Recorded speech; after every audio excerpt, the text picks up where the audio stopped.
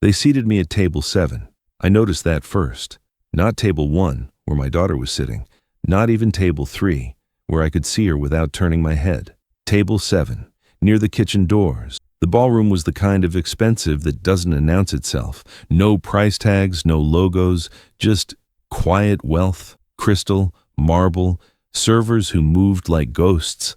I'd been to events like this before, back when I still got invited to them. A man approached my table, 30s, suit that probably cost more than my monthly mortgage, smile like a knife. Daniel, right? That's right. Carter, I work with Bryce. He didn't offer his hand. He mentioned you'd be coming. Father-in-law, yeah? Yeah. Cool. He glanced toward the front tables. Must be interesting, watching the new generation do their thing. I didn't respond. He waited. When I didn't fill the silence, he shifted his weight. Well, enjoy the evening. He walked away. I looked at my watch. 7:45. Speech started at 8. Claire appeared from somewhere behind me. Red dress I'd never seen before. Hair done professionally. She looked older than 41. Or maybe just tired. Dad. She kissed my cheek. Perfume I didn't recognize. You made it. Said I would. I know, She glanced at my table number. Her face changed. Oh, this isn't right. You're supposed to be up front with us. It's fine. No, it's not. Let me talk to Claire. I kept my voice level. It's fine. She opened her mouth, closed it, sat down in the empty chair next to mine. For a moment, neither of us spoke. He's nervous, she said finally. Quiet, like she was telling me a secret. The investors, the board, everyone's watching him tonight. I'm sure he'll be fine. You think so? I looked at her, really looked. When had she started asking me to reassure her about her own husband? Yeah, I said. I think so. She nodded, stood, smoothed her dress. I should get back. Up there. He'll wonder where I went. She walked toward the front tables. I watched her go. Then I pulled out my phone, opened my email, closed it, checked the time again. 7:52. The lights dimmed. Music started. Something orchestral. Expensive. My son-in-law walked onto the stage, and I realized I'd been sitting there for 20 minutes without anyone offering me champagne. It felt like all of this had been planned by someone, like it was meant to put me in my place, deliberately.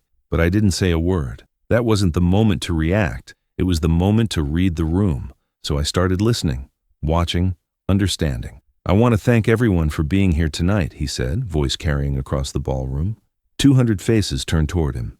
Investors, board members, everyone who mattered in his world. He was facing the crowd, but his eyes found me. You know, there's something my wife's father used to tell me when I first started this company, back when people still used fax machines. Polite laughter.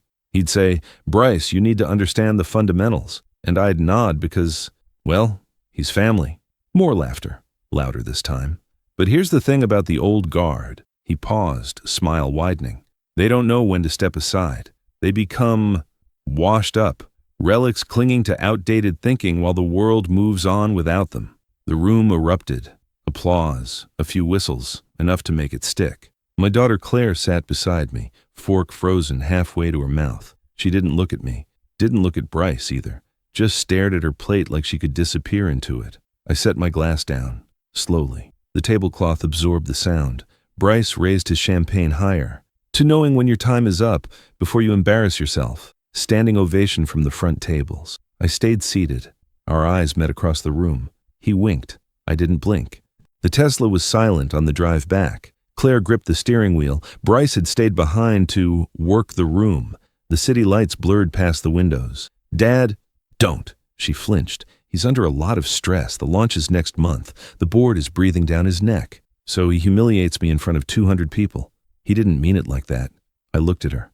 Really looked. When had she started making excuses for him? Daniel, please. He's my husband. That was the first time she'd called me by my name in years. We pulled into their driveway.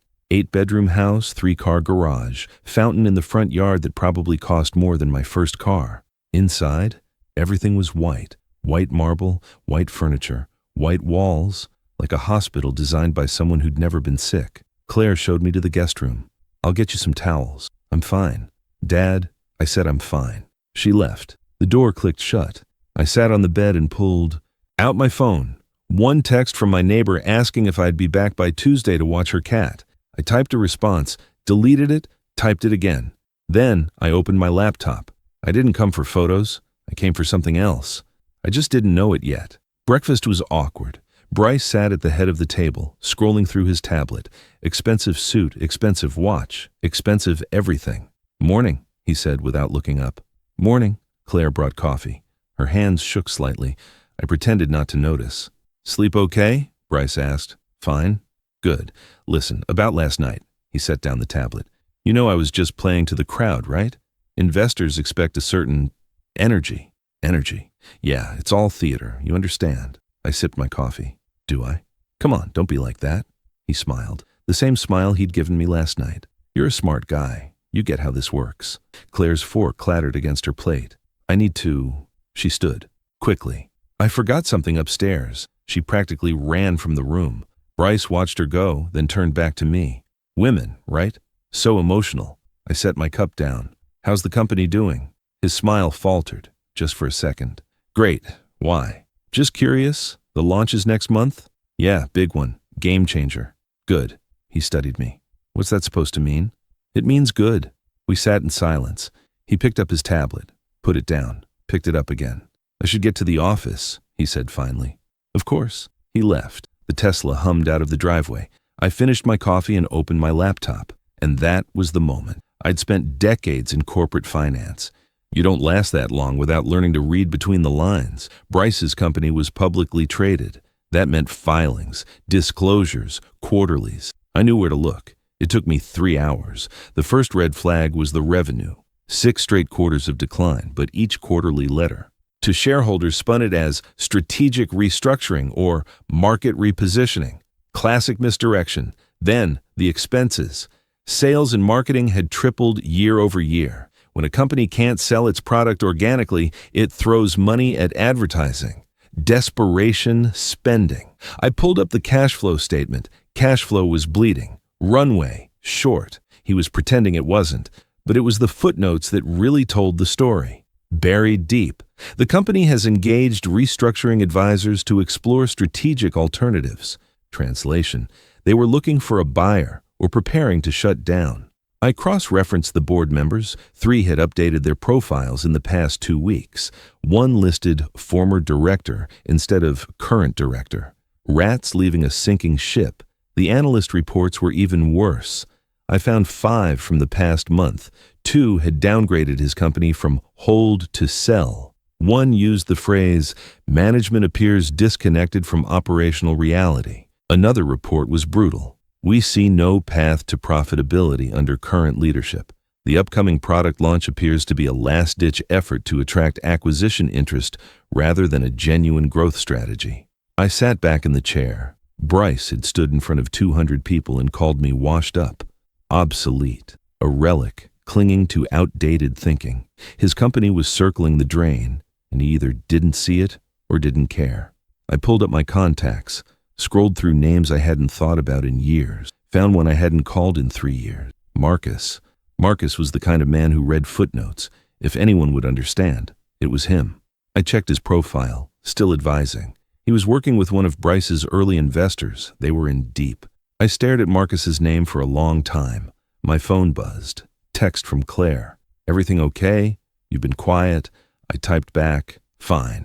Just answering some emails." Her response came immediately. "Thank you for coming this weekend. I know it's not easy." I stared at that text. I know it's not easy. She knew. On some level, she knew exactly what Bryce was. I closed the laptop. Not yet.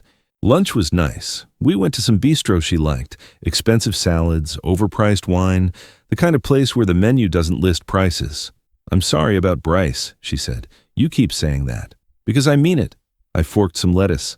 "How long has he been like this?" "Like what?" "Claire." She looked away, out the window. A couple walked by with a dog. Normal people living normal lives. "It's just the stress," she said quietly. "The company, the board. He's carrying so much." "Is he? What's that supposed to mean?" I set down my fork. "Have you seen the financials? He doesn't really share that stuff with me. Says it's complicated." "Complicated?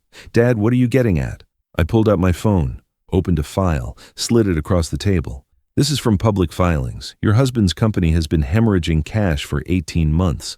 The Game Changer launch? It's a Hail Mary. They don't have much runway." She stared at the screen, color draining from her face. "That can't be right." It's public information. Anyone can look it up. But Bryce said, what did Bryce say? She was quiet for a long time. Nothing, she finally whispered. He doesn't talk about it. I took the phone back. 6 of the investors at last night's gala are already positioning to exit. I cross-referenced the names. They know what's coming.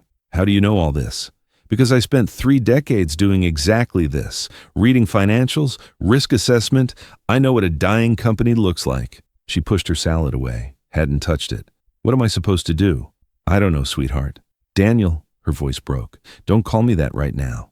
We sat in silence. That night Bryce came home late, 11:30. I was still awake, sitting in the guest room with my laptop open. I heard him and Claire arguing, muffled voices through the walls, her crying, him slamming a door. At midnight, I opened my email. Subject line: thought you should see this, Marcus. Hope you're well. Came across some concerning information about Technova. Recent filings suggest significant discrepancies between management projections and actual operational metrics. Given your firm's position, thought you'd want to take a closer look. Attached recent quarterly reports and latest analyst summaries. Let me know if you want to discuss. Best, Daniel. I attached the files, cursor hovering over send. I thought about Bryce's smile, the applause, Claire's trembling hands. I thought about the word washed up. I clicked send, closed the laptop, poured myself a bourbon from the decanter in the guest room, sat in the dark. Sunday morning I told Claire I was leaving early. Already? She looked exhausted, dark circles under her eyes. I have things to take care of at home. Dad, wait. About yesterday. It's fine. No, it's not. I shouldn't have snapped at you. I kissed her forehead. You're in a tough spot. I get it. What should I do? I thought about that. Start asking questions. Look at the papers he brings home. The stuff he says is too complicated. It's not. And if he won't show you, that tells you everything you need to know. She hugged me. Tight. I love you, she whispered. Love you too, sweetheart. I drove myself to the airport, left the rental in the lot, boarded the flight back to Phoenix. Somewhere over Nevada, my phone buzzed. Email from Marcus. Daniel, thanks for sending this. Eye-opening, to say the least, shared with the partnership. We're calling an emergency board meeting for Tuesday. Appreciate the heads up. I deleted the email, ordered a drink, watched the desert pass below. The news broke 4 weeks later. His company filed for Chapter 11 bankruptcy. Board ousted Bryce. Investors filed lawsuits. Employees laid off in waves. The tech blogs had a field day. Most predictable collapse of the year. When arrogance meets reality. I read the articles over morning coffee. One piece from TechCrunch went into detail. Apparently Bryce had known for months. The board had asked for his resignation in August. He'd refused, fought them, told them the product launch would save everything. It hadn't. The product had launched on schedule. Reviews were mediocre. Sales were worse. 2 weeks later, the company ran out of money. The autopsy was brutal. Interviews with former employees, leaked internal emails. One email from Bryce to his executive team, dated 3 weeks before the gala. We need to control the narrative. Project confidence. No one can know how close we are to the edge. He'd known. He'd stood in front of 200 people and called me obsolete, while his company was 3 weeks from bankruptcy. The irony wasn't lost on me. My phone rang. Did you know? Claire's voice, flat, exhausted. I knew it was coming. When? That weekend. Took me about 3 hours to see it. Silence. Did you do something? I sent one email to a friend who works with one of Bryce's investors. What did you tell him? The truth. Public information. Things anyone could have found if they'd looked. But they didn't look until you made them look. No. More silence. Bryce thinks it's bad luck. Bad timing. He keeps saying if the board had just given him 3 more months. They didn't have 3 months. The company was already dead. He doesn't know you were involved. Good. Is this revenge? She asked. For what he said? At the gala? I thought about that. No. Revenge is loud. Revenge is confrontation. This was just information sharing. Professional courtesy. He's lost everything, Dad. The company. The house. His reputation. He did that himself. I just moved up the timeline. She was quiet for so long, I thought she'd hung up. We're selling everything, she finally said. Moving into an apartment, something we can actually afford. Bryce is looking for work, real work, not CEO stuff, just work. That's probably good for him. You sound different. Do I? Yeah, like, I don't know, cold. I sip my coffee. I'm not cold. I'm just not emotional about it. He made choices. Actions have consequences. He called you washed up. He did. And you destroyed his career. I shared publicly available information with a colleague. What happened after that was inevitable. Another long pause. Do you still love me? Small voice. Like a child. Always. You're my daughter. That doesn't change. Even though I married him? Even though. I heard her crying softly. I need to tell you something, she said. I waited. 2 weeks ago, I heard him on the phone. Late at night. I was getting water from the kitchen, and his office door was cracked open. What did he say? He was talking to someone about money, about borrowing against the house. I heard him say, "She doesn't need to know." I closed my eyes. I thought maybe I'd misheard, she continued, or maybe it was for something legitimate. But then I started looking, going through files when he was at work. And you found it. Paperwork. From 6 months ago. He'd taken out a second mortgage on the house. Didn't tell me. Used the money to keep the company going. How much? 300,000? Claire. I know. I should have looked sooner. Should have asked questions. You told me to. Her voice broke. You told me, and I didn't listen. It's not your fault, isn't it? I chose him. I defended him. I sat there at that gala and let him humiliate you, and I said nothing. You were in a difficult position. That's not an excuse. She took a shaky breath. I'm sorry for all of it. You came to visit, and he treated you like garbage, and I let it happen. You're dealing with a lot right now. That doesn't make it okay. We sat in silence. When's the last time you ate? I asked. I don't know. Yesterday? Maybe. Go make yourself some food. Something real, not coffee. Dad? Do it, then call me back if you want to talk. Okay. Pause. I love you. Love you too, sweetheart. I have to go, she said. Call me if you need anything. She hung up. I sat looking out at the desert, mountains in the distance, sky impossibly blue, washed up, relic, outdated thinking. I'd turned those words over in my mind for weeks, and I'd realized something. When people underestimate you, they're not insulting you. They're giving you a weapon. Bryce had thought he was dismissing a harmless old man, someone who'd just sit there and take it while the new guard laughed. He was wrong. 3 weeks later, Claire called again. I left him, she said. No preamble, just the statement. Where are you? A friend's place, just for now. I'm looking for an apartment. You need money? No, I have some savings in my own account. He never knew about it. Smart girl. How'd he take it? She paused. He didn't understand. Kept saying we just need to get through this rough patch, that things would get better. And what did you say? I said I'd been getting through rough patches for 3 years, that I was done. I smiled. First time in weeks. Good. He asked if you put me up to it. What did you tell him? I told him you didn't have to, that I'd finally opened my eyes. We were quiet for a moment. I found a job, she said. Nothing fancy. Marketing coordinator for a small firm, but it's mine. I earned it myself. I'm proud of you. Are you? Her voice cracked. Because I wasted 3 years defending someone who didn't deserve it. You chose yourself now. That's what matters. She was crying. I could hear it. I love you, Dad. Love you too, sweetheart. After she hung up, I sat with my coffee for a long time. Bryce had called me washed up at that gala. Thought he was making a joke at my expense. He'd made a mistake. He'd assumed I'd just take it, fade quietly away. He'd forgotten something. Quiet doesn't mean powerless. I finished my coffee, checked my calendar. 3 consulting calls this week, 2 new clients next month. I walked outside. The air was warm, sky impossibly blue. Somewhere else, my son-in-law was learning what my generation already knew. Respect isn't about age, it's about leverage. And quiet people usually have more of it than you think. He called me washed up. I stayed quiet, and I won.